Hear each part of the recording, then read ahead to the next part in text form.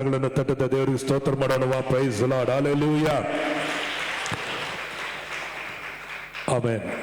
ಎಲ್ಲರೂ ಕೂತ್ಕೊಳ್ಳೋಣ. ದೇವರ ವಾಕ್ಯವನ್ನು ಕೇಳಲಿಕ್ಕಾಗಿ ನಾವು ಸಿದ್ಧರಾಗಿ ದೇವರ ವಾಕ್ಯಕ್ಕೆ ನಮ್ಮ ಹೃದಯಗಳನ್ನು ನಾವು ತೆರೆದು ಈ ಸಮಯದಲ್ಲಿ ಕೇಳೋಣ. ನಾವು ಕ್ರಿಸ್ತನಲ್ಲಿ ನಮ್ಮ ಗುರುತು ಏನು, what is our identity in Christ ಎಂಬುದಾಗಿ ನಾವು ಕೇಳ್ತಾ ಇದ್ದೀವಿ. ಎಲ್ಲರೂ ಚೆನ್ನಾಗಿ ದೇವರ ವಾಕ್ಯವನ್ನು ಕೇಳೋರ ಥರ ಕೂತ್ಕೊಳ್ಳೋದಂತನೇ ಕೇಳುವರಾಗಿ ಕೂತ್ಕೊಳ್ರಿ. ಪ್ರೈಸ್ ಅಲ್ಲ. ಅನೇಕ ವೇಳೆಗಳಲ್ಲಿ ಕೇಳೋರ ಥರ ಕೂತಿರ್ತೀವಿ, ಆದರೆ ಕೇಳುವರಾಗಿ ಇರೋದಿಲ್ಲ. ಅದಕ್ಕಾಗಿ ದೇವರ ಆತ್ಮನು ಹೇಳುವುದನ್ನು ಕಿವಿ ಉಳ್ಳವನು ಕೇಳಲಿ ಎಂಬುದಾಗಿ ವಾಕ್ಯದಲ್ಲಿ ನಾವು ನೋಡೋರಾಗಿದ್ದೇವೆ. ಸೊ ಎಷ್ಟು ಮಂದಿಗೆ ಕಿವಿ ದೇವರ ನಾಮೇನಂತ ಹೇಳೋಣವಾ? Praise the lord. ಸೊ ನಾವು ಇವತ್ತು ಕ್ರಿಸ್ತನಲ್ಲಿ ನಮ್ಮ ಗುರುತು ಏನು ಎಂಬುದಾಗಿ ನಾವು ನೋಡಲಿಕ್ಕೆ ಹೋಗ್ತೀವಿ. ಇವತ್ತು ನಾವು 18ನೇ ಭಾಗವನ್ನ ಅಥವಾ 18ನೇ ಭಾಗಕ್ಕೆ ನಾವು ಇವತ್ತು ಹೋಗ್ತಾ ಇದ್ದೀವಿ. ಪ್ರಿಯ ದೇವಜನರೇ, ಈ ವಾಕ್ಯಗಳನ್ನು ನಾವು ಬಿಗಿಯಾಗಿ ಹಿಡಿದುಕೊಳ್ಳೋರಾಗಿರ್ಬೇಕು. Praise God. ಅನೇಕ ಕೇಳ್ತಾರೆ, ಯೇಸು ಸ್ವಾಮಿಯ ಪಾದವನ್ನು ಹಿಡ್ಕೊಳ್ರಿ, ಯೇಸು ಸ್ವಾಮಿಯ ಸಿಂಹಾಸವನ್ನ ಹಿಡ್ಕೊಳ್ರಿ, ಯೇಸುವನ್ನ ಬಿಗಿಯಾಗಿ ಹಿಡ್ಕೊಳ್ರಿ, ಯೇಸುವಿನ ಪಾದವನ್ನ ಬಿಗಿಯಾಗಿ ಹಿಡ್ಕೊಳ್ರಿ. ಹಾಗಾದ್ರೆ ಯೇಸುವಿನ ಪಾದ ಎಲ್ಲಿದೆ? ಕೆಲವರು ಹೇಳ್ತಾರೆ, ಮರಿಯಾಳಾಗೆ ಯೇಸುವಿನ ಪಾದದಲ್ಲೇ ಇರ್ರಿ ಅಂತ ಹೇಳ್ತಾರೆ. ಹಾಗಾದ್ರೆ ಯೇಸುವಿನ ಪಾದ ಎಲ್ಲಿದೆ? ಯೇಸುವಿನ ಸಿಂಹಾಸನ ಎಲ್ಲಿದೆ? ಯೇಸು ಎಲ್ಲಿದ್ದಾರೆ ಆತನನ್ನು ಹೋಗಿ ಹಿಡ್ಕೊಳ್ಳಕ್ಕೆ? ಚೆನ್ನಾಗಿ ಗಮನಿಸ್ಬೇಕು. ಯೇಸುವನ್ನು ಹಿಡ್ಕೊಳ್ರಿ, ಯೇಸುವಿನ ಪಾದವನ್ನು ಹಿಡ್ಕೊಳ್ರಿ ಅಂದ್ರೆ ಅರ್ಥ ಏನು ಗೊತ್ತಾ? ಆತನ ವಾಕ್ಯವನ್ನ ಹಿಡ್ಕೊಳ್ರಿ. ಹಲ್ಲೆಲೂಯಾ. ಯೇಸುವನ್ನೇ ಹಿಡ್ಕೊಳ್ರಿ ಅಂತ ಹೇಳಿದ್ರೆ ವಾಕ್ಯವನ್ನೇ ಹಿಡಿದುಕೊಳ್ಳ್ರಿ. ಆತನ ಪಾದವನ್ನು ಹಿಡಿದು ಪ್ರಾರ್ಥನೆ ಮಾಡ್ರಿ ಅಂತ ಹೇಳಿದ್ರೆ ಅರ್ಥ ಏನಂದ್ರೆ ಆತನ ವಾಕ್ಯವನ್ನ ಹಿಡಿದುಕೊಂಡು ಪ್ರಾರ್ಥನೆಯನ್ನ ಮಾಡುವರಾಗಿರ್ಬೇಕು. Praise the lord. ವಾಕ್ಯವು ದೇವರಾಗಿದ್ದಾರೆ, ದೇವರು ವಾಕ್ಯವಾಗಿದ್ದಾನೆ. ನೀವು ದೇವರನ್ನ ಕಾಣಬೇಕಾದರೆ ವಾಕ್ಯವನ್ನು ನೋಡ್ರಿ. ವಾಕ್ಯವನ್ನು ನೋಡುವಾಗ ದೇವರನ್ನು ನೀವು ನೋಡುವರಾಗಿದ್ದೀರಿ. ಯೇಸು ಹೇಳಿದರು, ನನ್ನನ್ನು ನೋಡುವವನು ನನ್ನ ತಂದೆಯನ್ನು ನೋಡಿದವನಾಗಿದ್ದಾನೆ. ಹಲ್ಲೆಲೂಯಾ. ವಾಕ್ಯವನ್ನು ನೋಡುವವನು ದೇವರನ್ನ ನೀವೇನ್ ಮಾಡುವರಾಗಿದ್ದೀರಿ? ನೋಡುವರ. ದೇವರನ್ನು ಯಾರು ನೋಡಕ್ಕಾಗುವುದಿಲ್ಲ, ಆದರೆ ವಾಕ್ಯವನ್ನ ನೋಡುವವನು, ವಾಕ್ಯವನ್ನು ಅರಿವವನು ದೇವರು ಯಾರು ಎಂಬುದಾಗಿ ಅರಿವನಾಗಿದ್ದಾನೆ. ಅದಕ್ಕಾಗಿ ದೇವರ ಸಮಸ್ಯೆಗಳಲ್ಲಿ, ಹೋರಾಟಗಳ ಮಧ್ಯದಲ್ಲಿ ವಾಕ್ಯ ಎಂಬ ಪಾದವನ್ನು ಇಟ್ಕೊಳ್ರಿ. ಅರ್ಥ ಆಯ್ತರ?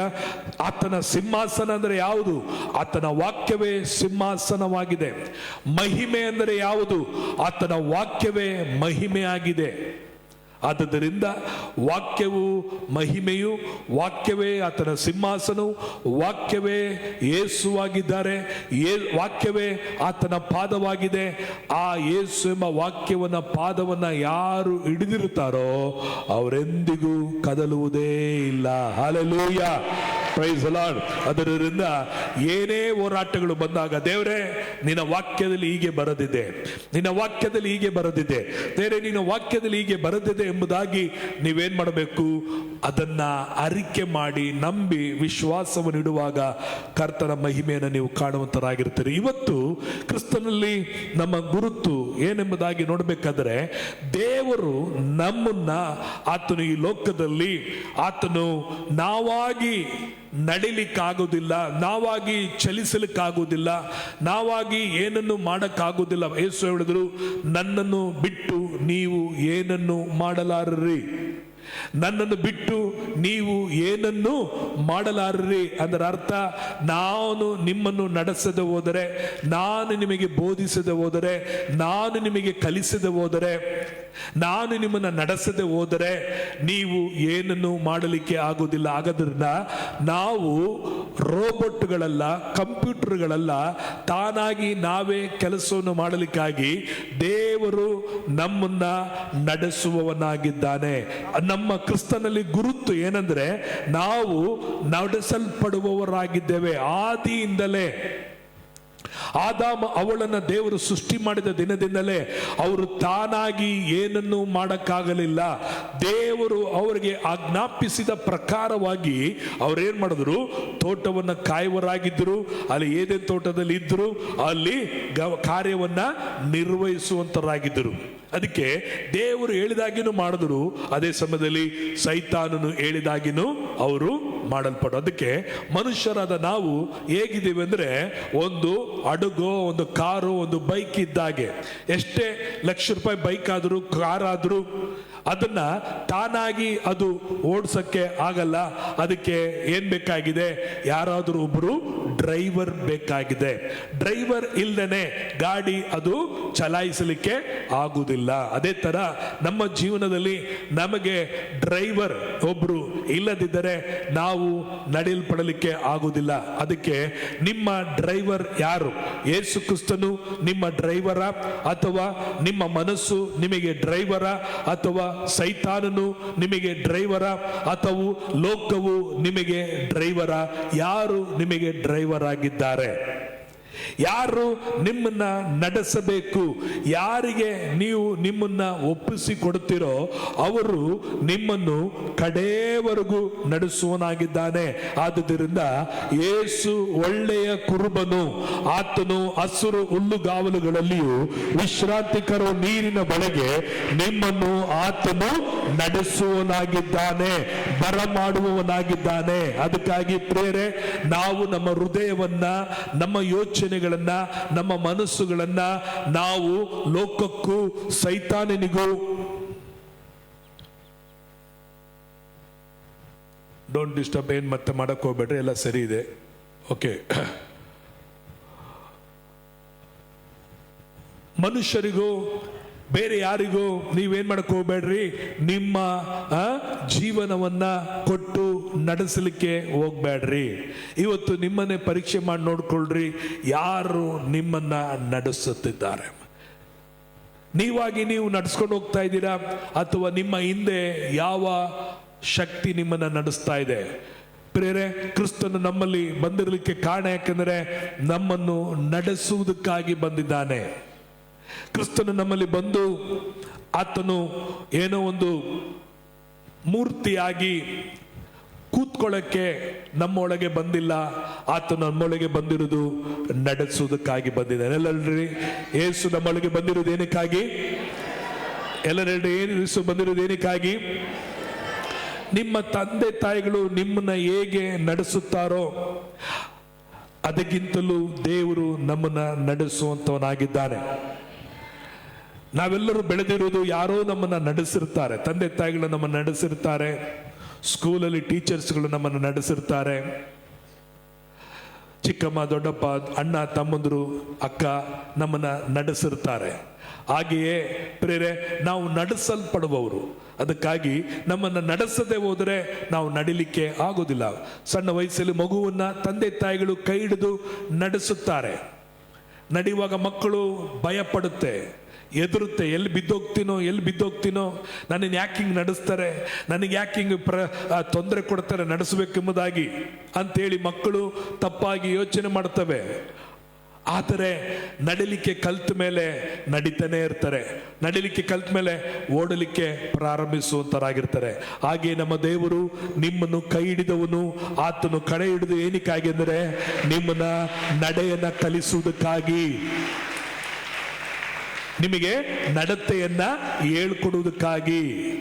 ಯೇಸುನ ನಂಬಿರುವುದು ಆರಾಧನೆ ಮಾಡಲಿಕ್ಕಾಗಿ, ಸಭೆಗೆ ಬರಲಿಕ್ಕಾಗಿ ಮಾತ್ರವಲ್ಲ, ಒಂದೊಂದು ದಿನವೂ ಒಂದೊಂದು ಕ್ಷಣವೂ ಆತನು ನಿಮ್ಮನ್ನ ನಡೆಸುವನಾಗಿದ್ದಾನೆ. ಮೊದಲು ಮರುಭೂಮಿ ಯಾತ್ರೆಯಾಗಿದ್ದ ನಮ್ಮ ಜೀವಿತವನ್ನ ದೇವರು ಅಲ್ಲಿಂದ ಬಿಡುಗಡೆ ಮಾಡಿ ನಮ್ಮನ್ನ ಈಗ ಹಸಿರು ಹುಲ್ಲುಗಾವಲುಗಳಲ್ಲಿಯೂ ವಿಶ್ರಾಂತಿಕರವಾದಂತ ನೀರಿನ ಬಳಿಯಲ್ಲಿಯೂ ಇವತ್ತು ದೇವರು ನಮ್ಮನ್ನ ನಡೆಸುತ್ತಾ ಬರುವಂತವನಾಗಿದ್ದಾನೆ. ಅದಕ್ಕೆ ನಮ್ಮ ಒಂದು 18ನೇ ಗುರುತು ಕ್ರಿಸ್ತನಲ್ಲಿ ನಾವು ಯಾರಾಗಿದ್ದೇವೆ ಅಂದರೆ ನಡೆಸಲ್ಪಡುವವರಾಗಿದ್ದೇವೆ, ನಡೆಸಿಕೊಳ್ಳಲ್ಪಡುವವರಾಗಿದ್ದೇವೆ, ನಡೆಸಿಕೊಳ್ಳಲ್ಪಡಬೇಕು. ನಡೆಸಿಕೊಳ್ಳಲ್ಪಡದೆ ಹೋದರೆ ನಾವು ನಡಿಲಿಕ್ಕೆ ಆಗುವುದಿಲ್ಲ, ಮುಂದುವರಿಸಲಿಕ್ಕೆ ಆಗುವುದಿಲ್ಲ. ಯೆಶಾಯನ ಬರೆದಂತ ಪ್ರವಾದನೆ ಗ್ರಂಥ, ಕೀರ್ತನೆಗಳು 48ನೇ ಅಧ್ಯಾಯ ಅದರಲ್ಲಿ 14ನೇ ವಚನವನ್ನ ಓದಿಕೊಳ್ಳೋಣ. ಕೀರ್ತನೆಗಳು 18 ಅದರಲ್ಲಿ ಕೀರ್ತನೆಗಳು 48 14ನೇ ವಚನವನ್ನು ಓದಿಕೊಳ್ಳ್ರಿ. ನೀವು ನಿಮ್ಮ ಮುಂದಣ ಸಂತತಿಯವರಿಗೆ ದೇವರು ಇಂಥವನು, ಆತನು ಯುಗ ಯುಗಾಂತರಗಳಲ್ಲಿಯೂ ನಮ್ಮ ದೇವರು, ನಿರಂತರವೂ ನಮ್ಮನ್ನು ನಡೆಸುವನಾಗಿದ್ದಾನೆ ಎಂದು ತಿಳಿಸುವಿರಿ. ಬೈಬಲ್ ಹೇಳುತ್ತೇವೆ, ಯುಗ ಯುಗಾಂತರಗಳಲ್ಲಿಯೂ ನಮ್ಮ ದೇವರು ನಿರಂತರವೂ ನಮ್ಮನ್ನು, ಎಲ್ಲರೆಲ್ಲರೂ ನಿರಂತರವೂ ನಮ್ಮನ್ನು ನಡೆಸುವನಾಗಿದ್ದಾನೆ.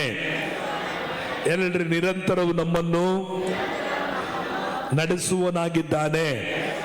ಈ 12ನೇ ತಿಂಗಳಲ್ಲಿ ದೇವರು ನಮ್ಮನ್ನ ನಡೆಸಿಕೊಂಡು ಬಂದಿದ್ದಾನೆ. ಆತನು ಒಂದು ವೇಳೆ ನಮ್ಮನ್ನು ನಡೆಸದೆ ಹೋಗಿದ್ರೆ ನಾವು ಇವತ್ತು ಈ 12ನೇ ತಿಂಗಳಲ್ಲಿ ಬಂದು ಸೇರ್ಲಿಕ್ಕೆ ಸಾಧ್ಯತೆ ಇಲ್ಲ. ಪ್ರೇರೆ, ಆತನು ಅದ್ಭುತವಾದ ರೀತಿಯಲ್ಲಿ, ಅರಿಯದಂತ ರೀತಿಯಲ್ಲಿ ನಿಮ್ಮನ್ನ ನಡೆಸುವನಾಗಿದೆ. ನಾವು ತಿಳ್ಕೊಂಡಿರ್ಬೋದು, ಅಯ್ಯೋ ನಾನು ಕಷ್ಟಪಟ್ಟು ಬಂದೆ, ಕಣ್ಣೀರಲ್ಲಿ ಬಂದೆ, ವೇದನೆಯಲ್ಲಿ ಬಂದೆ, ದುಃಖದಲ್ಲಿ ಬಂದೆ, ದೇವರು ಎಲ್ಲಿ ನನ್ನನ್ನು ನಡೆಸಿದ್ರು? ದೇವರು ನಡೆಸಿದ್ರೆ ಯಾಕೆ ನನಗೆ ಕಷ್ಟ, ಯಾಕೆ ನನಗೆ ಅವಮಾನ? ದೇವರು ನಡೆಸಿದ್ರೆ ಯಾಕೆ ನನಗೆ ನಷ್ಟ ಆಗ್ತಿತ್ತು? ದೇವರು ನಡೆಸಿದ್ರೆ ಯಾಕೆಲ್ಲ ನನಗಿಂತ ಸಂಭವಿಸ್ತಿತ್ತು ಎಂಬುದಾಗಿ ನಾವು ಯೋಚನೆ ಮಾಡಬಹುದು. ಪ್ರಿಯ ದೇವಜನರೇ, ಒಬ್ಬ ವ್ಯಕ್ತಿ ಒಂದು ದಿನದಲ್ಲಿ ಒಂದು ಕನಸನ್ನು ಕಂಡಂತೆ. ಆ ಕನಸಲ್ಲಿ ಇಬ್ಬರು ಸಮುದ್ರದ ದಡದಲ್ಲಿ ನಡ್ಕೊಂಡು ಹೋಗ್ತಾ ಇದ್ರು. ಆ ಇಬ್ಬರು ವ್ಯಕ್ತಿ ಯಾರಂದ್ರೆ, ಒಬ್ಬನು ತಾನು, ಮತ್ತೊಬ್ಬನು ಯೇಸು ಸ್ವಾಮಿ. ಇಬ್ಬರು ಸಮುದ್ರದಲ್ಲಿ ನಡ್ಕೊಂಡು ಹೋಗುವಾಗ ಹಿಂತಿರುಗಿ ನೋಡಬೇಕಾದ್ರೆ ಅಲ್ಲಿ ಸಮುದ್ರದ ಮರಳಿನಲ್ಲಿ 4 ಹೆಜ್ಜೆಗಳು, 2 ಜೋಡಿ ಹೆಜ್ಜೆಗಳಿತ್ತಂತೆ.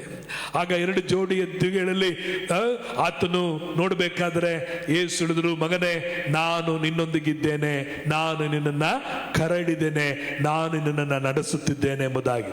ಅವನಿಗೆ ಬಹಳ ಸಂತೋಷ ಆಯಿತು. ದೇವರೇ, ನೀನು ನನ್ನ ಜೀವಿತದಲ್ಲಿ ಇದ್ದು ನನ್ನನ್ನು ನಡೆಸುತ್ತಾ ಬರುತ್ತಿರುವುದಕ್ಕಾಗಿ ನಿನಗೆ ಸ್ತೋತ್ರ ಎಂಬುದಾಗಿ. ಆಮೇಲೆ ದೇವರು ಸ್ತೋತ್ರ ಮಾಡ ಇನ್ನು ಕೆಲವು ದಿನಗಳಾದ ಮೇಲೆ ಮತ್ತೊಂದು ಕನಸು ಬಿತ್ತು. ಆ ಕನಸಲ್ಲಿ ಏನಂದ್ರೆ, ಅದೇ ಸಮುದ್ರದ ದಡ ಅಲ್ಲಿ ನೋಡ್ಬೇಕಾದ್ರೆ ಇವನು ನಡ್ಕೊಂಡು ಹೋಗ್ತಾ ಇದ್ದಾನೆ. ನಡ್ಕೊಂಡು ಹೋಗ್ಬೇಕಾದ್ರೆ ಇವನ ಜೊತೆಯಲ್ಲಿ ಜೋಡಿ ಹೆಜ್ಜೆಗಳು ಇರಲಿಲ್ಲ, ಒಂದು ಜೋಡಿ ಮಾತ್ರ ಹೆಜ್ಜೆ ಇತ್ತು. ಆಗ ಅವನು ಹೇಳ್ದ, ದೇವರೇ ನೀನು ಎಲ್ಲಿದೆಯಪ್ಪ? ನಾನು ಕಷ್ಟದಲ್ಲಿದ್ದೀನಿ, ವೇದನೆಯಲ್ಲಿದ್ದೀನಿ, ಕಣ್ಣೀರಲ್ಲಿದ್ದೀನಿ, ಅವಮಾನಗಳಲ್ಲಿದ್ದೀನಿ. ನಾನು ಸಂತೋಷವಾಗಿರುವಾಗ ನನ್ನ ಜೊತೆ ನೀನು ನಡೆದು ಬಂದೆ. ಈಗ ನಾನು ಕಷ್ಟದಲ್ಲಿ ಹೋಗ್ಬೇಕಾದ್ರೆ, ನಾನು ಕಣ್ಣೀರಲ್ಲಿರ್ಬೇಕಾದ್ರೆ ನನ್ನನ್ನು ಒಬ್ಬನೇ ಕೈ ಬಿಟ್ಟಿದ್ಯಾ, ನಾನು ಒಬ್ಬನೇ ಪ್ರಯಾಣ ಮಾಡ್ತಾ ಇದ್ದೀನಿ, ನಾನು ಒಬ್ಬನೇ ಹೋಗ್ತಾ ಇದ್ದೀನಿ ಅಂತ ಹೇಳುವಾಗ ದೇವರು ಹೇಳಿದ್ರಂತೆ, ಇಲ್ಲ ಮಗನೇ ನಾನಿದ್ದೀನಿ ಅಂತ ಹೇಳಿದಂತೆ. ನೀನಿದ್ರೆ ಯಾಕೆ ನನ್ನ ದರ್ಶನದಲ್ಲಿ, ಕನಸಲ್ಲಿ ನೋಡು, ಬೇರೆ 2 ಹೆಜ್ಜೆಗಳು ಮಾತ್ರ ಇದೆ. ಅವತ್ತು 2 ಜೋಡಿ ಹೆಜ್ಜೆ ಇತ್ತು, ಇವತ್ತು 1 ಜೋಡಿ ಹೆಜ್ಜೆ ಇದೆ, 2 ಕಾಲುಗಳು ಮಾತ್ರ ಕಾಣ್ತಾ ಇದೆ. ಅವತ್ತು 4 ಕಾಲುಗಳ ಹೆಜ್ಜೆ ಇತ್ತಲ್ಲ, ಇವತ್ತು 2 ಇದೆ. ನೋಡ್ರಿ, ನೀನ್ ಎಲ್ಲಿದೀಯಾ ಅಂತ ಹೇಳ್ಬೇಕಾದ್ರೆ ಆಗ ದೇವರು ಹೇಳದಂತೆ, ಮಗನೇ ಅದು ಕಾಣ್ತಾ ಇರೋದು ನಿನ್ನ ಹೆಜ್ಜೆ ಅಲ್ಲ, ಅದು ನನ್ನ ಹೆಜ್ಜೆ ಎಂಬುದಾಗಿ ಹೇಳಿದ್ರಂತೆ. ಹಾಗಾದ್ರೆ ಅವನು ಕೇಳದಂತೆ, ಹಾಗಾದ್ರೆ ನಾನೆಲ್ಲಿ?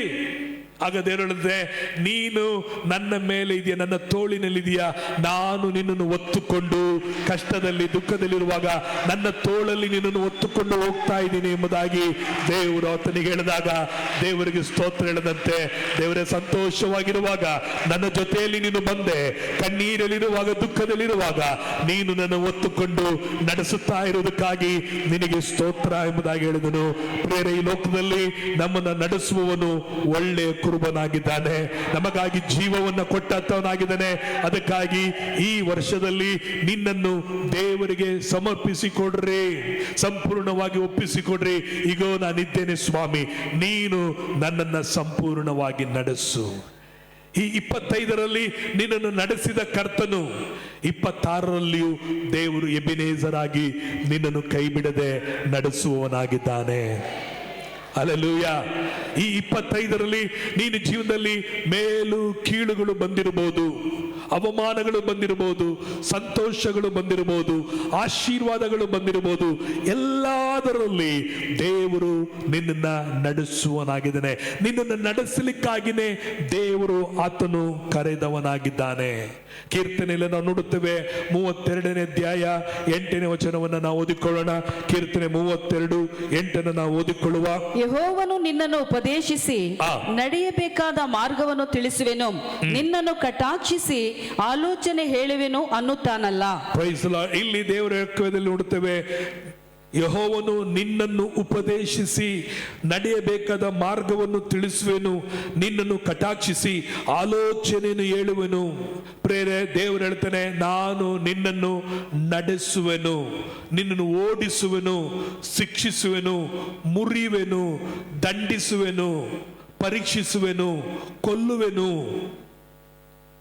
ಓಡಿಸಿ ಬಿಡುವೆನು, ತಳ್ಳಿ ಬಿಡುವೆನು, ನಿರಾಕರಿಸಿ ಬಿಡುವೆನು, ಕೈ ಬಿಡುವೆನು ಎಂಬುದಾಗಿ ಹೇಳಲಿಲ್ಲ. ದೇವರು ಹೇಳ್ತಾನೆ ನಡೆಸುವನು. ಆಮೇಲೆ ಎಂತ ದೇವರು? ನಮ್ಮ ದೇವರು ನಡೆಸುವ ದೇವರಾಗಿದ್ದಾನೆ. Price the lord. ಯೋಚನೆ ಮಾಡ್ರಿ, ನಮ್ಮ ಮಕ್ಕಳು ನಮ್ಮ ಕೈಯಲ್ಲಿರುವಾಗ ನಾವು ಅವರನ್ನ ಮುಳ್ಳುಗಳ ಮಧ್ಯದಲ್ಲಿ ನಡೆಸಲ್ಲ. ನಮ್ಮ ಮಕ್ಕಳು ಕೈಯಲ್ಲಿರುವಾಗ ಅವರನ್ನ ಭದ್ರವಾಗಿ ನಾವು ಹಿಡಿದುಕೊಂಡಿರ್ತೇವೆ. ಅವ್ರು ನಮ್ಮ ಕೈ ಹಿಡ್ಕೊಂಡಿರುವಾಗ ಇಲ್ಲ ಇಲ್ಲ ಇಲ್ಲ ನಾನು ನಿನ್ನ ಕೈ ಹಿಡ್ಕೊಳ್ತೇನೆ ಅಂತೇಳಿ ಅವ್ರನ್ನ ಭದ್ರವಾಗಿ ನಾವು ಸಾಗಿಸುವರಾಗಿದ್ದೇವೆ. ಪ್ರೇರೆ, ಇವತ್ತು ನಿಮ್ಮ ಕರಗಳು ಸೈತಾನನ ಕೈಯಿಂದ ಬಿಡಿಸಲ್ಪಟ್ಟು, ಆತನ ಅಂಧಕಾರದಿಂದ ಬಿಡಿಸಲ್ಪಟ್ಟು, ದುಷ್ಟ ಶಕ್ತಿಯಿಂದ ಬಿಡಿಸಲ್ಪಟ್ಟವರಾಗಿ ಇವತ್ತು ನಿಮ್ಮ ಕರಗಳು ಯೇಸುವಿನ ಕೈಯಲ್ಲಿದೆ. ಆ ಕೈ ಗಾಯ ಹೊಂದಿದಂತ ಕೈ, ಆ ಕೈ ನಿನ್ನನ್ನು ಆತನು ಯಾವ ಮಾರ್ಗದಲ್ಲೇ ಇದ್ದರೂ ಆತನು ನಿನ್ನನ್ನು ಎತ್ತಿಕೊಂಡು ಹೋಗೋನಾಗಿದ್ದಾನೆ. ತಂದೆ ತಾಯಿಗಳು ನಡೆಸ್ಕೊಂಡು ಹೋಗ್ಬೇಕಾದ್ರೆ ಇದ್ದಕ್ಕಿದ್ದಾಗೆ ಒಂದು ಚರಂಡಿನೋ ಒಂದು ಸಣ್ಣ ಹಳ್ಳ ಬರುತ್ತಂತ ಇಟ್ಕೊಳ್ರಿ. ಆ ಕೂಡಲೇ ತಂದೆ ತಾಯಿಗಳು ಏನ್ ಮಾಡ್ತಾರೆ, ಆ ಹಳ್ಳ ಬಂದಿದ ತಕ್ಷಣ ಮಗುವನ್ನ ಹಾಗೆ ಕೈಯಲ್ಲಿ ಎತ್ತಿ ಹಾಗೆ ದಾಟಿಸುವಂತರಾಗಿರ್ತಾರೆ. Praise God, hallelujah. ಅದೇ ತರ ನಿನ್ನ ಜೀವಿತದಲ್ಲಿ ಹೋರಾಟಗಳು ಬರುವಾಗ, ಸಮಸ್ಯೆಗಳು ಬರುವಾಗ, ಹಳ್ಳ ಕೊಳ್ಳಗಳು ಬರುವಾಗ ದೇವರು ಏನ್ ಮಾಡ್ತಾನೆ ಗೊತ್ತಾ? ಅದ್ರಲ್ಲಿ ಇಳಿದು ಹೋಗು ಅಂತ ಹೇಳಲ್ಲ, ದೇವರು ಮಾಡ್ತಾನೆ ಅದನ್ನ ದಾಟಿಸುವವನಾಗಿದ್ದಾನೆ. ಆಮೆನ್. Praise the Lord. ಇವತ್ತು 26ಕ್ಕೆ ನಾವು ದೇವರು ನಮ್ಮನ್ನ ದಾಟಿಸುವನಾಗಿದ್ದಾನೆ. ನಮ್ಮ ತಲೆ ಮೇಲೆ ಅನೇಕ ಮರಣಕರವಾದ ಆಕ್ಸಿಡೆಂಟ್ಗಳು ಬಂದುವು, ರೋಗಗಳು ಬಂದುವು, ಸಮಸ್ಯೆಗಳು ಬಂದುವು. ದೇವರು ಅವುಗಳಿಂದ ನಮ್ಮನ್ನ ಏನ್ ಮಾಡ್ದ? ದಾಟಿಸುತ್ತಾ ಇದ್ದಾನೆ. ಹಲ್ಲೆಲೂಯಾ. ಆತನು ನಮ್ಮನ್ನು ದಾಟಿಸದೆ ಹೋಗಿದ್ರೆ, ಆತನು ನಮ್ಮನ್ನು ನಡೆಸದೆ ಹೋಗಿದ್ರೆ ನಾವು ಇವತ್ತು ಬರಲಿಕ್ಕೆ ಇಲ್ಲಿ ಸಾಧ್ಯವಾಗ್ತಾ ಇರಲಿಲ್ಲ. ಆತನು ನಮ್ಮನ್ನ ಎಲ್ಲಿಗೆ ನಡೆಸುತ್ತಾನೆ? ಕೀರ್ತನೆ 23ನೇ ಅಧ್ಯಾಯ 3ನೇ ವಚನವನ್ನ ಓದಿಕೊಳ್ಳೋಣ. ಕೀರ್ತನೆ 23 ಅದರಲ್ಲಿ 3ನೇ ವಚನವನ್ನ ನಾವು ಓದಿಕೊಳ್ಬೇಕಾದ್ರೆ ದೇವರ ವಾಕ್ಯದಲ್ಲಿ ನೋಡುತ್ತೇವೆ, ನನ್ನ ಪ್ರಾಣವನ್ನು ಉಜ್ಜೀವಿಸ ಮಾಡಿ. ಆತನು ಈ 25ರಲ್ಲಿ ನನ್ನ ಪ್ರಾಣವನ್ನ ನಾಶ ಮಾಡಿ ಜಜ್ಜಿ ಕೊಂದು ಹಾಳು ಮಾಡಲಿಲ್ಲ, ನನ್ನನ್ನು ಮುರಿಯಲಿಲ್ಲ, ನಮ್ಮ ಮನಸ್ಸನ್ನು ದೇವರು ನೋಯ್ಪಡಿಸಲಿಲ್ಲ. ದುಃಖದಲ್ಲಿ ಮುಳುಗಿದಾಗ ನನ್ನನ್ನು ವೇದನೆ ಪಡಿಸಲಿಲ್ಲ. ನನ್ನ ಪಾಪದಲ್ಲಿ ಇದ್ದಾಗ ನನ್ನನ್ನು ದೇವರು ನಾಶ ಮಾಡಲಿಲ್ಲ. ನನ್ನ ಪ್ರಾಣವನ್ನು ದೇವರು ಉಜ್ಜೀವಿಸ ಮಾಡಿದನು. ನನ್ನ ಪ್ರೇರೆ, ಈ 2025ರಲ್ಲಿ ದೇವರು ನಮ್ಮ ಪ್ರಾಣವನ್ನ ಉಜ್ಜೀವಿಸ ಮಾಡ. ನಾವು ಪ್ರೇರೆ, ಮಾನವನ ಜೀವಿತ ಯಾವಾಗಲೂ ಒಂದೇ ತರ ಇರಲ್ಲ. Praise God. ಇವತ್ತು ಚೆನ್ನಾಗಿ ವಾಕ್ಯ ಕೇಳ್ತೀವಿ, ಆರಾಧನೆ ಮಾಡ್ತೀವಿ. ಸೋಮವಾರ ಬಂತಂದ್ರೆ ಮತ್ತೆ ಬೇಸರಿಕೆ, ಮತ್ತೆ ಬಾಧೆ, ಅದೇ ನಿಂದೆಗಳು, ಅದೇ ಚಿಂತೆ, ಅದೇ ಭಾರ, ಅದೇ ಡಿಸ್ಕರೇಜ್ಮೆಂಟು. ಹೀಗೆ ಮನುಷ್ಯನ ಪ್ರಾಣ ಒಂದೇ ತರ ಇರಲ್ಲ. ಒಂದ್ಸರಿ ನಗ್ತೇವೆ, ಇನ್ನೊಂದ್ಸರಿ ನಗಲ್ಲ. ಕೆಲಸರಿ ಕೋಪವಾಗಿರ್ತೀವಿ, ಇನ್ನೊಂಥರ ಸಂತೋಷವಾಗಿರ್ತೀವಿ. ಒಂದ್ ಟೈಮಲ್ಲಿ ದುಃಖವಾಗಿರ್ತೀವಿ, ಇನ್ನೊಂದು ಕಡೆ ಸಂತೋಷವಾಗಿರ್ತೀವಿ. ಇನ್ನೊಂದು ಕಡೆ ಜಗಳ ಮಾಡ್ಕೊಳ್ತೀವಿ, ಇನ್ನೊಂದು ಕಡೆ ನೋಡ್ಬೇಕಾರೆ ಅಯ್ಯೋ ನಾನು ಜಗಳ ಮಾಡಿದ್ ಸರಿ ಇಲ್ಲ ಅಂತ ಅಂದ್ಕೊಳ್ತೀವಿ. ಇದು ಮಾನವನ ಜೀವನದಲ್ಲಿ ಆಗುತ್ತಿರುವಂತ ಒಂದು ಪರಿಸ್ಥಿತಿ. ನಾವು ಎಷ್ಟೇ ಭಕ್ತಿವಂತರಾಗಿ ಏನೇ ಪ್ರಾರ್ಥನೆ ಮಾಡಿದ್ರು ಕೆಲವು ಸಮಯಗಳಲ್ಲಿ ಸೋತು ಹೋಗೋದುಂಟು, ಬಳಲಿ ಹೋಗುವುದುಂಟು. ನಾವು ಕೆಲವು ಸಮಯಗಳಲ್ಲಿ ಡಿಸ್ಕರೇಜ್ ಆಗ್ಬಿಡ್ತೀವಿ. ಕೆಲವು ಸಮಯಗಳಲ್ಲಿ ನಾವು ನೊಂದುಕೊಂಡಿರುವಂಥ ಜೀವಿತ ಇರುತ್ತದೆ. ಕೆಲವು ಸಮಯಗಳಲ್ಲಿ ಮಿಸ್ಟೇಕ್ಗಳನ್ನು ಮಾಡ್ತಾ ಇರ್ತೀವಿ, ತಪ್ಪುಗಳನ್ನು ಮಾಡ್ತಾ ಇರ್ತೀವಿ. ಆ ತಪ್ಪುಗಳಿಗೋಸ್ಕರ ಅಯ್ಯೋ ನಾನು ಮಾಡಬಾರ್ದಾಗಿತ್ತಲ್ಲ ಅಂತ ಹೇಳ್ಕೊಳ್ತೀವಿ. ಕೆಲವು ಸಮಯದಲ್ಲಿ ಮನೆಯಲ್ಲಿ ಏನಾದರೂ ಒಂದು ಸಂಭವಿಸಿದಾಗ ಅಯ್ಯೋ ನಾನು ಈ ರೀತಿ ಮಾಡಬಾರ್ದಾಗಿತ್ತು, ಅಯ್ಯೋ ಈ ರೀತಿಯಾಗಿ ನಡ್ಕೊಳ್ಳಬಾರ್ದಾಗಿತ್ತು ಅಂತೇಳಿ ನಾವು ಸೋತು ಹೋಗ್ತೀವಿ. ಪ್ರಿಯರೇ, ನೀನು ಸೋತು ಹೋದ ವೇಳೆಗಳಲ್ಲ, ನಿನ್ನ ಪ್ರಾಣ ಕುಗ್ಗಿ ಹೋಗಿದ ವೇಳೆಗಳಲ್ಲ, ನಿನ್ನ ಪ್ರಾಣದಲ್ಲಿ ನೀನು ಬಳಲಿ ಹೋಗಿದ ವೇಳೆಗಳಲ್ಲ, ದೇವರು ನಿನ್ನ ಪ್ರಾಣವನ್ನ ಉಜ್ಜೀವಿಸ ಮಾಡಿ ತಿರುಗಿ ನಿನ್ನನ್ನು ಕಟ್ಟಿ, ತಿರುಗಿ ನಿನ್ನನ್ನು ಬಲಪಡಿಸಿ, ತಿರುಗಿ ನಿನ್ನನ್ನು ಉತ್ಸಾಹಪಡಿಸಿ, ಭಯಪಡಬೇಡ, ಪರವಾಗಿಲ್ಲ ಪರವಾಗಿಲ್ಲ, ನಾನಿದ್ದೀನಿ, ನಾನನ್ನು ಕ್ಷಮಿಸಿದ್ದೇನೆ. ಯಾಕೆ ಮೌನವಾಗಿದೆಯಾ? ಯಾಕೆ ದುಃಖವಾಗಿದೆಯಾ? ಯಾಕೆ ಬಳಲಿ ಹೋಗಿದೆಯಾ? ಯಾಕೆ ಪ್ರಾರ್ಥನೆ ಮಾಡ್ತಾ ಇಲ್ಲ?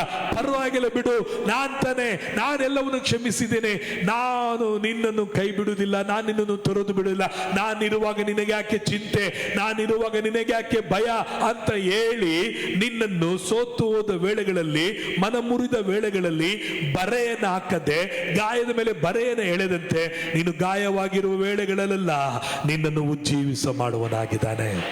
ಹಲ್ಲೆಲೂಯಾ. ಮನ ಮುರಿದಂತ ವೇಳೆಗಳಲ್ಲ ನಿನ್ನನ್ನು ಆಧರಿಸುವಂತ ಕರ್ತನಾಗಿದ್ದಾನೆ. ಸೇವಕನಾದಂತ ನನ್ನ ಜೀವಿತದಲ್ಲೇ ಅನೇಕ ಸಾರಿ ಮನ ಮುರಿದು ಹೋಗುವ ವೇಳೆಗಳಲ್ಲಿ, ಸೋತು ಹೋದ ವೇಳೆಗಳಲ್ಲಿ, ಬಳಲಿರುವುದ ವೇಳೆಗಳಲ್ಲಿ ಕರ್ತನೇ ತಾನೇ ನನ್ನ ಪಕ್ಕದಲ್ಲಿ ನಿಂತು ವಾಕ್ಯದ ಮೂಲಕವಾಗಿ, ಆತನ ಪ್ರಸನ್ನತೆ ಮೂಲಕವಾಗಿ ಆತನು ಅದ್ಭುತಗಳನ್ನು ಮಾಡಿ ನನಗೆ ಆದರಣೆಯನ್ನು ಸಂತೈಸುವನಾಗಿದ್ದಾನೆ. ಹಲ್ಲೆಲೂಯಾ. ಆತನು ಮಾತ್ರ ಉಜ್ಜೀವಿಸ ಮಾಡದೆ ಹೋಗಿದ್ದರೆ ಈ ಸೇವೆಯಲ್ಲಿ ಅಥವಾ ಈ ಪ್ರಯಾಣದಲ್ಲಿ ನಾನು ನಿಲ್ಲಕ್ಕಾಗ್ತಿರ್ಲಿಲ್ಲ. ಇವತ್ತು ನಿಮ್ಮ ಜೀವಿತದಲ್ಲಿ ಕರ್ತನು ನಿಮ್ಮ ಸಂಗಡ ಇದ್ದು ನೀವು ಗಾಯ ಹೊಂದಿದ ವೇಳೆಗಳಲ್ಲ, ವೇದನೆ ಹೊಂದಿದ ವೇಳೆಗಳಲ್ಲ, ಬಲಹೀನವಂತ ವೇಳೆಗಳಲ್ಲ, ಸೋತು ಹೋದಂತ ವೇಳೆಗಳಲ್ಲ, ಬಿಟ್ಟು ಬಿಡೋಣ ಎಂಬುದಾಗಿ ಕೈ ಬಿಟ್ಟಂತ ವೇಳೆಗಳಲ್ಲ, ಸಾಯದೆ ಮೇಲೆಂಬುದಾಗಿ ಅಂದುಕೊಂಡಿದಾಗ, ಯಾಕೆ ಬದುಕಬೇಕು ಎಂಬುದಾಗಿ ಅಂದುಕೊಂಡಿದಾಗ, ಈ ಮನೆ ಬೇಡ, ಈ ಮಟ್ಟ ಬೇಡ, ಈ ಗಂಡ ಬೇಡ, ಹೆಂಡತಿ ಬೇಡ, ಮಕ್ಕಳು ಬೇಡ, ಎಲ್ಲಾದ್ರೂ ಹೋಗ್ಬಿಡೋಣ ಎಂಬುದಾಗಿ ಅಂದುಕೊಂಡಿದಾಗ ಕರ್ತನು ಈ ವರ್ಷ ನಿನ್ನನ್ನು ಉಜ್ಜೀವಿಸ ಮಾಡಿ ಆತನು ಆಲಯದಲ್ಲಿ ಬರಮಾಡಿದ್ದಾನೆ. ಇಲ್ಲಿ ಅನೇಕರು ನಾನು ಸಾಯೋದು ಮೇಲು, ಸತ್ತೋಗ್ಬಿಟ್ರೆ ಚೆನ್ನಾಗಿರುತ್ತೆ, ಯಾಕೆ ಬದುಕಬೇಕು, ಯಾಕೆ ಈ ಮನೆ, ಯಾಕೆ ಈ ಮಕ್ಕಳು, ಯಾಕೆ ಈ ಗಂಡ, ಯಾಕೆ ಈ ಹೆಂಡತಿ ಬೇಡ ಎಂಬುದಾಗಿ ನೀವು ಅನೇಕ ಸಾರಿ ಅನೇಕ ತೀರ್ಮಾನಗಳನ್ನು ಮಾಡಿದುಂಟು. ಸಾಯದ ಮೇಲೆಂಬುದಾಗಿ ತೀರ್ಮಾನ ಮಾಡುವುದುಂಟು. ಅಯ್ಯೋ ನನಗೆ ಕಾಯಿಲೆ, ಅಯ್ಯೋ ನನಗೆ ನೋವು, ಅಯ್ಯೋ ನನಗೆ ಕಷ್ಟ, ಯಾಕೆ ಈ ನೋವು, ಈ ಕಾಯಿಲೆ ಯಾಕೆ, ದೇವರೇ ನನ್ನ ತಕೊಬಿಡು, ನಾನು ಬದುಕೋದು ಬೇಡ ಎಂಬುದಾಗಿ ನಿಮ್ಮ ಪ್ರಾಣವನ್ನ ಬಿಡಬೇಕು, ತಗೋ ದೇವರೆಂಬುದಾಗಿ ಅಂದುಕೊಂಡಿದ್ದ ದಿನಗಳು ಉಂಟು. Praise God. ಅದರ ದೇವರು ಅಂತ ವೇಳೆಗಳಲ್ಲಿ ನಿನ್ನನ್ನ ಉಜ್ಜೀವಿಸ ಮಾಡಿ, ಹಲ್ಲೆಲೂಯಾ, ಆತನು ತನ್ನ ಹೆಸರಿಗೆ ತಕ್ಕಂತೆ ಇವತ್ತಿಗೂ ನಿನ್ನನ್ನು ಅನ್ಯಾಯದ ಮಾರ್ಗದಲ್ಲ, ಪಾಪದ ಮಾರ್ಗದಲ್ಲ, ನೀತಿಯ ಮಾರ್ಗದಲ್ಲಿ ಆತನು ನಿನ್ನನ್ನು ಈ 25ನೇ ವರ್ಷದ 12ನೇ ತಿಂಗಳಲ್ಲಿ ಕರ್ತನು ನಿನ್ನನ್ನು ನೀತಿಯ ಮಾರ್ಗದಲ್ಲಿ ನಡೆಸಿದ್ದಾನೆ. ಆಮೆನ್. ಎಷ್ಟೋ ಸಾರಿ ದಾರಿ ತಪ್ಪಿ ಹೋಗ್ಬಿಡ್ತಿದ್ದೆ, ಎಷ್ಟೋ ಸಾರಿ ತಪ್ಪು ಮಾಡಕ್ ಹೋಗ್ಬಿಡ್ತಿದ್ದೆ. ದೇವರು ಆ ತಪ್ಪುಗಳಿಂದ ಕ್ಷಮಿಸಿ ಕ್ಷಮಿಸಿ ನಿನ್ನನ್ನು ಪ್ರೇರೇಪಿಸಿ ಹಾಗಲ್ಲ ಈಗಲ್ಲ ಅಂತ ಹೇಳಿ ನೀತಿಯ ಮಾರ್ಗದಲ್ಲಿ ಇವತ್ತು ನಿನ್ನನ್ನು ನಡೆಸುತ್ತಿದ್ದಾನೆ. ಆಮೆನ್. ಹಲ್ಲೆಲೂಯಾ. ಅನೇಕರ ಜೀವಿತವನ್ನು ನೋಡ್ಬೇಕಾದ್ರೆ ನಾನು ಬಹಳ ಸಂತೋಷ ಪಡ್ತಾ ಇದ್ದೇನೆ. ಒಂದು ಕಾಲದಲ್ಲಿ ಪಾಪದಲ್ಲಿ, ಅನ್ಯಾಯದಲ್ಲಿ, ಮೋಸತನದಲ್ಲಿ, ಅಜ್ಞಾನದಲ್ಲಿ ನಡೀತಿದ್ದಂತ ದೇವರು ಇವತ್ತು ನಿಮ್ಮನ್ನು ಅವುಗಳಿಂದ ಬಿಡಿಸಿ ಇವತ್ತು ನಿಮ್ಮನ್ನ ನೀತಿಯ ಮಾರ್ಗದಲ್ಲಿ ಕರ್ತನು ಕೊಂಡು ಬಂದು ಆ ನೀತಿಯ ಮಾರ್ಗದಲ್ಲಿ ನೀವು ನಡೀತಾ ಇಲ್ಲ, ನಡೆಸುತ್ತಾನೆ. ಹಲ್ಲೆಲೂಯಾ. ತನ್ನ ಹೆಸರಿಗೆ ತಕ್ಕಂತೆ ನೀತಿಯ ಮಾರ್ಗದಲ್ಲಿ ನನ್ನನ್ನು ಏನ್ ಮಾಡ್ತಾನೆ ದೇವರು ನಡೆಸುತ್ತಾನೆ. ನಾನು ನಡೆಯಕ್ಕಾಗ್ತಾ ಇಲ್ಲ ನೀತಿಯ ಮಾರ್ಗದಲ್ಲಿ. ನಾನು ಈ 2025 ದಾಟ್ಕೊಂಡು ಬಂದೆ, 12ನೇ ತಿಂಗಳಂತೆ ನನ್ನ ಕೈಲಿ ಆಗಲಿಲ್ಲ. ಆದರೆ ದೇವರು ನಡೆಸಿಕೊಂಡು ಬಂದ, ದೇವರು ಒತ್ತುಕೊಂಡು ಬಂದ, ದೇವರು ಬೋಧಿಸಿದ, ದೇವರು ಕಲಿಸಿಕೊಟ್ಟ. ಮಗನೇ, ನೀನು ಹೋಗು, ಮುಂದೆ ಹೋಗು, ಹಿಂತಿರುಗಿ ಹೋಗ್ಬೇಡ, ಹಿಂತಿರುಗಿ ನೋಡಬೇಡ, ನಾನು ನಿನ್ನೊಂದಿಗಿದ್ದೇನೆ, ಅಳಬೇಡ ಎಂಬುದಾಗಿ ದೇವರು ನನ್ನನ್ನ ನಿಮ್ಮನ್ನ ದಿನ ದಿನ ದಿನ ದಿನ ನಡೆಸಿಕೊಂಡು ಬಂದಂತ ದೇವರಿಗೆ ಕರಗಳನ್ನು ತಟ್ಟಿ ದೇವರು ಸ್ತೋತ್ರ ಮಾಡೋಣ. Praise God.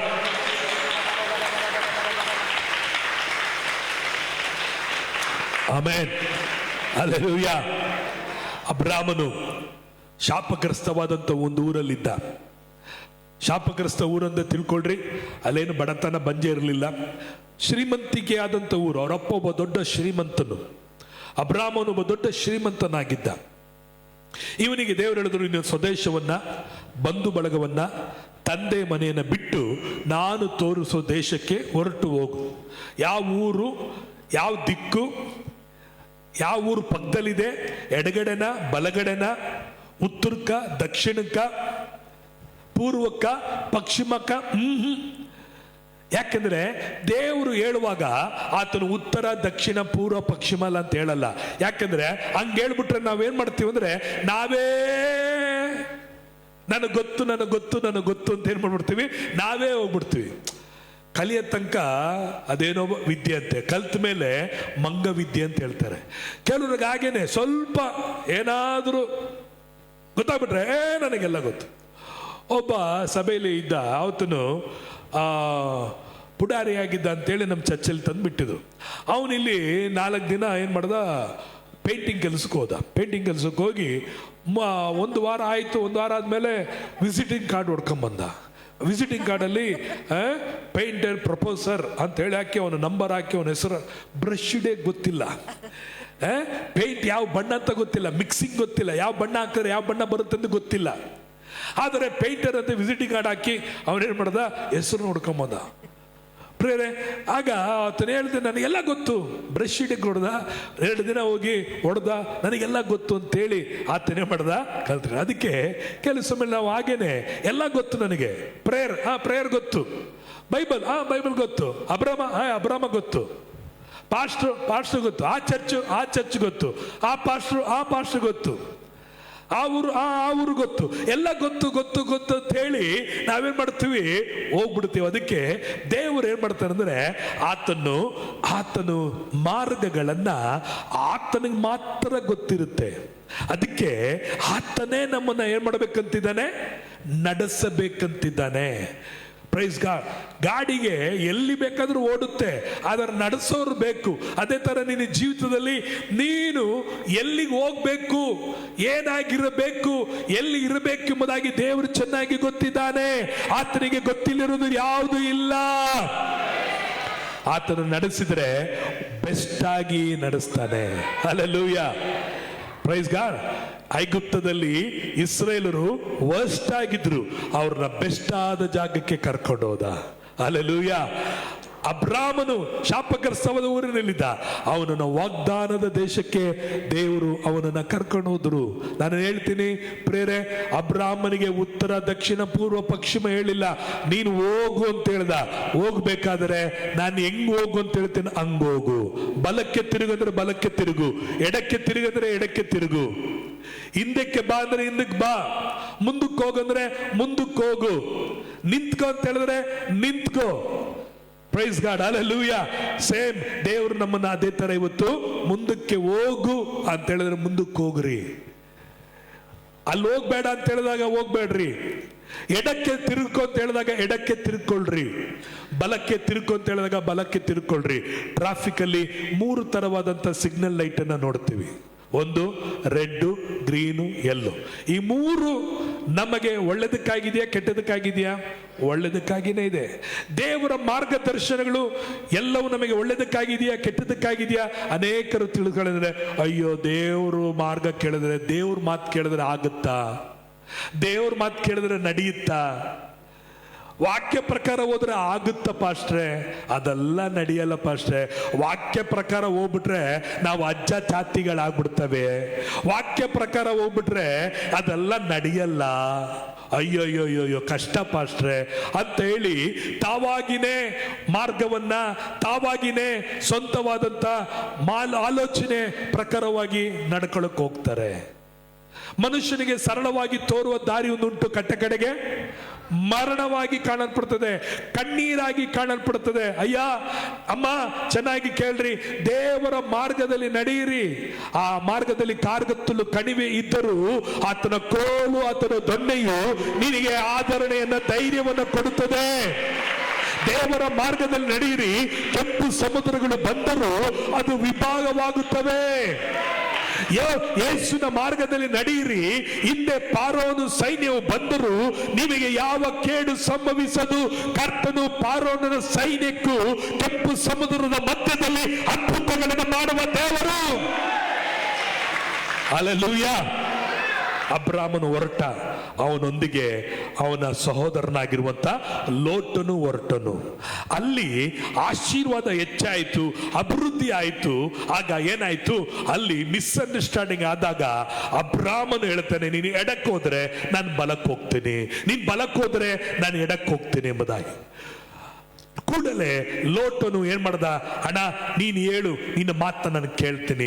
ಇಲ್ಲ, ನೀನು ಪ್ರಾರ್ಥನೆ ಮಾಡಿ ದೇವರ ಹತ್ರ ಕೇಳು, ದೇವ್ರು ಏನ್ ಹೇಳ್ತಾನೋ ಆ ಮಾರ್ಗದಲ್ಲಿ ಹೋಗ್ತೀನಿ ಅಂತ ಕೇಳಿಲ್ಲ. ಕೂಡಲೇ ಅವನೇನ್ ಮಾಡ್ದ, ಗುಡ್ಡವನ್ನ ಹತ್ತದ ಮೇಲೆ ಹತ್ಕೊಂಡು ಎಡಕ್ಕೆ ಬಲಗಡೆ ಪೂರ್ವ ಪಶ್ಚಿಮ ಎಲ್ಲೆಲ್ಲ ಹೆಂಗಿದೆ, ಆ ಕಡೆ ಚೆನ್ನಾಗಿದೆ ಅಂತ ನೋಡ್ದ. ಒಂದು ಕಡೆ ನೋಡ್ದ, ಅಲ್ಲಿ ಸೋದೋಮ್ ಗುಮಾರ ಅಂತ ಹೇಳುವಂತ ಸುಂದರವಾದಂತ ಒಂದು ಊರು ಪಟ್ಟಣ ಇತ್ತು. ಅದು ಹೇಗಿತ್ತಂದ್ರೆ ಏದೇನ್ ತೋಟದಂತೆ ಇತ್ತಂತೆ. ಹೇಗಿತ್ತಂತೆ? ಏದೇನ್ ಗಾರ್ಡನ್. ಆದಾಮ ಅವಳನ್ನ ದೇವರು ಸೃಷ್ಟಿ ಮಾಡಿದ್ರಲ್ಲ, ಆ ತರ ಊರಿತ್ತಂತೆ. ನೋಡಕ್ ಚೆನ್ನಾಗಿತ್ತಂತೆ, ನೋಡಲಿಕ್ಕೆ ಹಸುರಾಗಿತ್ತಂತೆ. ಇವತ್ತು ಅನೇಕ ವೇಳೆಗಳೇ ನಾವು ಸಾಗೇನೆ ಕಣ್ಣೆತ್ತಿ ಯಾವುದು ಚೆನ್ನಾಗೈತೆ, ಎಲ್ಲಿ ಹಸುರಾಗಿದೆ, ಯಾವುದು ಸಮೃದ್ಧಿಯಾಗಿದೆ, ನಾವು ತಿಳ್ಕೊಳ್ತೀವಿ, ಇದು ದೇವರ ಚಿತ್ತ, ಅಲ್ಲಲ್ಲ ಇದಲ್ಲ ಅನ್ನೋದಾಗಿ. ಕೂಡಲೇ ಅವನು ಹೇಳಿದ, ನಾನು ನೋಡು ಆ ಊರಿಗೆ ಹೋಗ್ತೀನಿ. ಯಾಕಂದ್ರೆ ಒಂದು ವೇಳೆ ಅಬ್ರಾಮ ಅಲ್ಲಿ ಹೋಗ್ಬಿಟ್ರೆ ಇವನು ಸಿಗಲ್ಲ ಅಂತ ಹೇಳಿ ಕೂಡಲೇ ಹೇಳ್ಬಿಟ್ಟು ಅಬ್ರಾಮನೇ ನಾನು ಅಲ್ಲಿಗೆ ಹೋಗ್ತೀನಿ. ಆಯ್ತು, ನೀನು ಹೋಗಪ್ಪ. ಅಬ್ರಾಮನು ದೇವರು ನಡೆಸಿದಂತ ಮಾರ್ಗಕ್ಕೆ ನಡೆದ. ಹಲ್ಲೆಲೂಯಾ. ಅಬ್ರಾಮನನ್ನ ದೇವರು ನಡೆಸಿದ್ರು.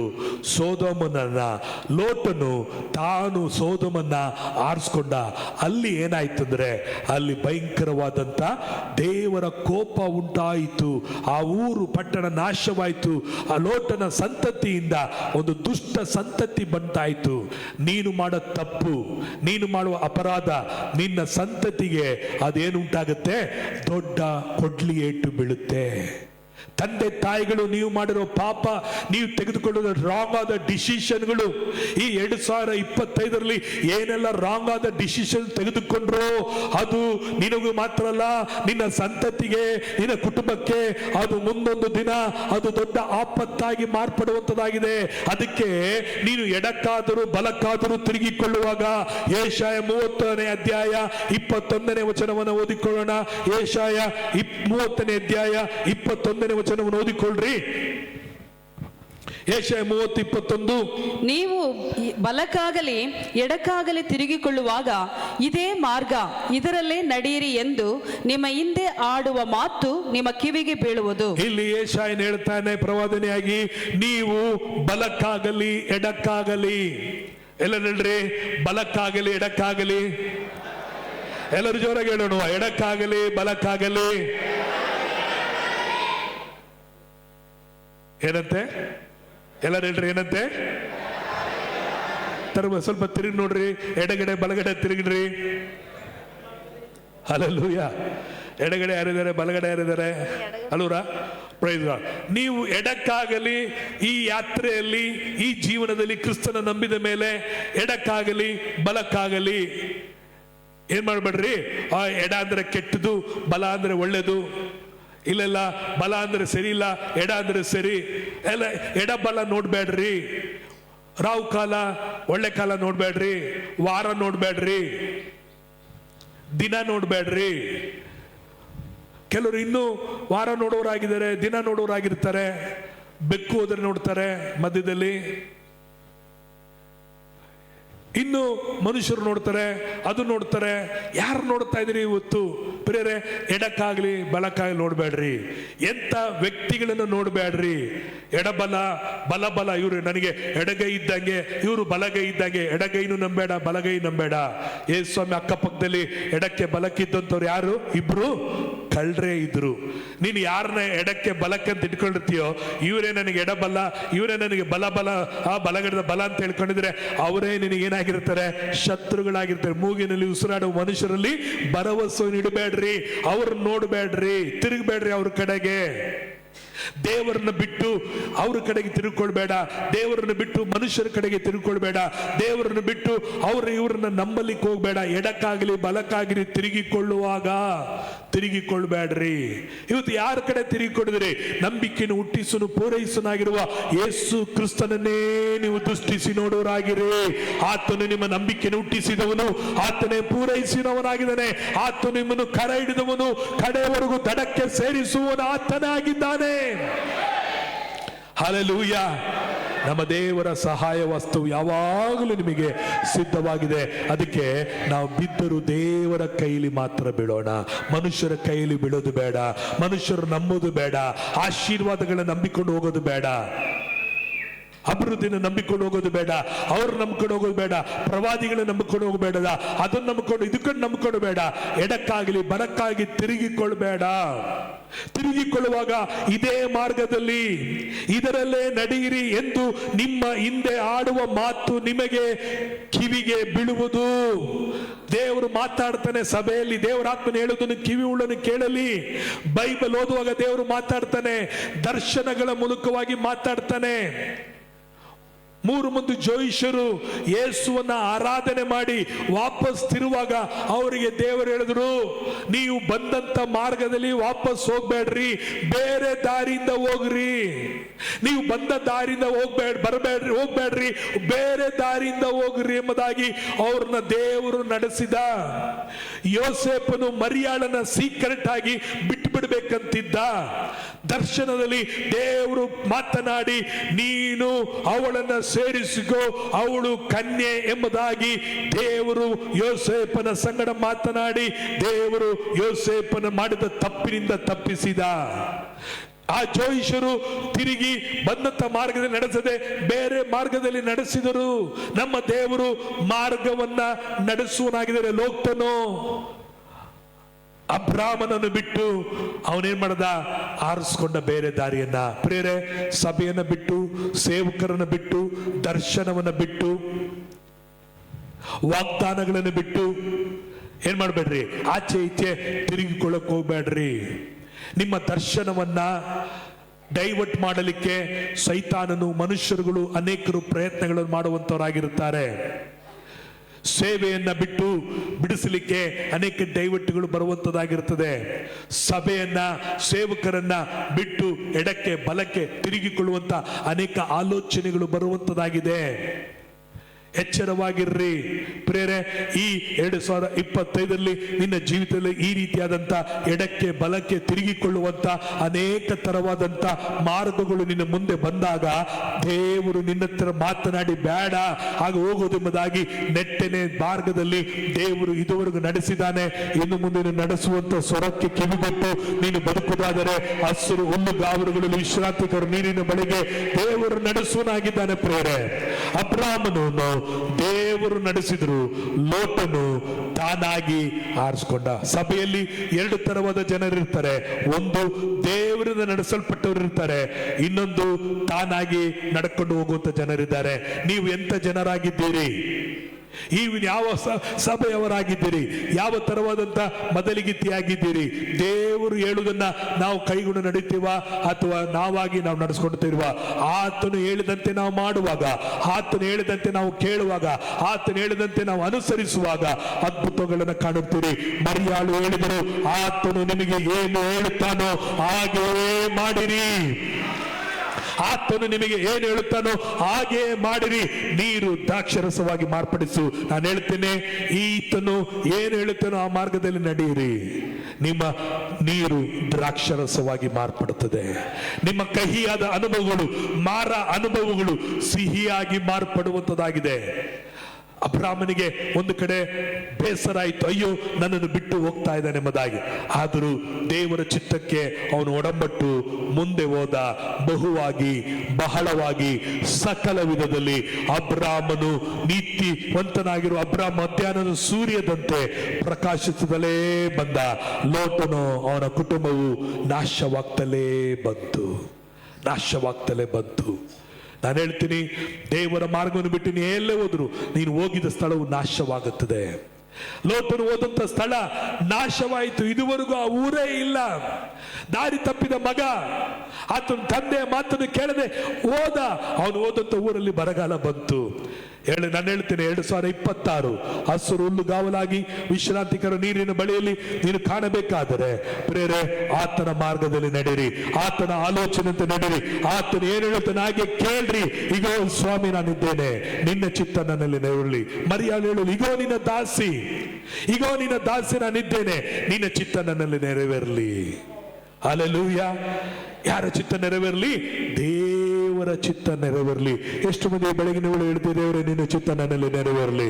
ಕೈಗಳನ್ನು ಮೇಲೆತ್ತಿ ಎಷ್ಟು ಮೇಲುವ, ದೇವರೇ ನಿನ್ನ ಚಿತ್ತ ನನ್ನಲ್ಲಿ ನೆರವೇರಲಿ. ಈಗ ನಿನ್ನ ಕೈಗಳಲ್ಲಿ ನಾನು ಒಪ್ಪಿಸುತ್ತೇನೆ, ಈಗ ನಿನ್ನ ಕೈಗಳನ್ನು ಒಪ್ಪಿಸುತ್ತೇನೆ. ಸ್ತೋತ್ರ ಸ್ತೋತ್ರ ಸ್ತೋತ್ರ. Oh thank you lord. Hallelujah hallelujah. ಶಕರಾಂದೇರೆ ಬಾಬಾ. ಕೈ ಇದ್ದವರು ಕೈಗಳನ್ನೆತ್ತರೆ.